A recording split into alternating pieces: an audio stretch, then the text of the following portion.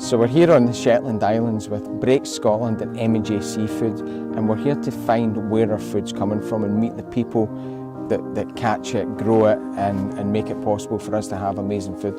As a chef, getting out here and actually seeing where your food comes from really makes a difference. I think it really puts you in touch and puts a lot more love and passion onto the plate when you fully understand and meet the people that have got that passion for food just as much as you do. As M&J Seafood, what we can bring to Break Scotland is fresh fish specialists directly to their customer base.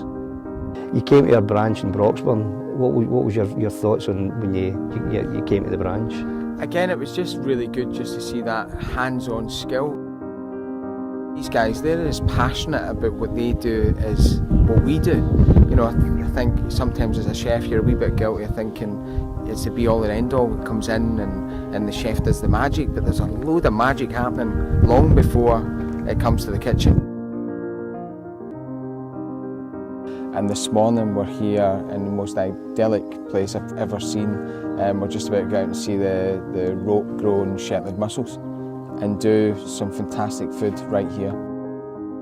Shetland is Britain's most northerly group of islands. It's an archipelago of about 100 islands, and we're on the west side at the moment, so it's quite a rural spot. It's basically the middle of nowhere. Well, we're looking forward to today to take Gary out and show him how we farm mussels. We'll be going to a couple of our sites, which are basically like the fields on the sea, and we have mussel lines there where the stock is grown, and hopefully today we're going to see the start of a harvest, and Gary will be able to get a quantity of mussels to take away and do some cooking, hopefully back in the kitchen later. Well, we're MSC approved for the way that we farm the mussels, and if we get this right and if we keep farming properly, we should be able to keep farming mussels on our sites basically forever, and that for me is what sustainability is about.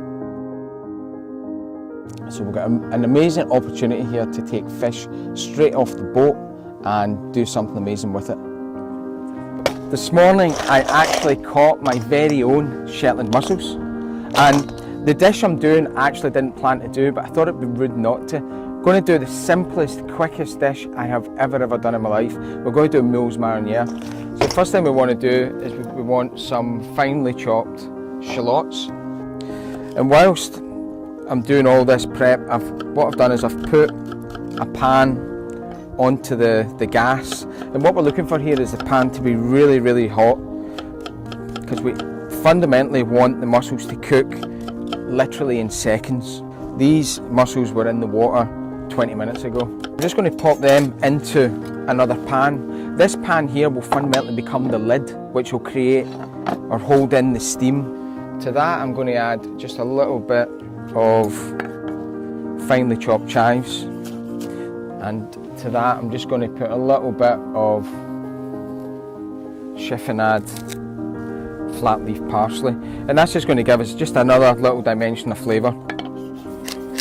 Little bit of cracked pepper and just a tiny wee bit of salt, just a wee bit, because you know the mussels have just come out the sea, so they should have a nice sea salty flavour. To that I'm then just going to add generous couple of handfuls of these beautiful mussels, and then probably about half a glass of wine. What we want to do is in one move we want to add the mussels and create the lid and create the steam.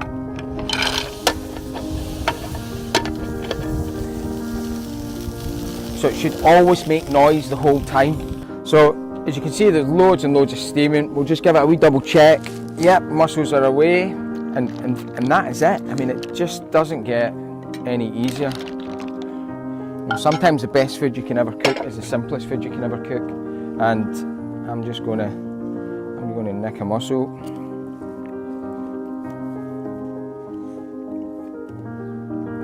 That's absolutely incredible, really is. I don't know if it helps that we've got the sea in the background, but incredible flavour.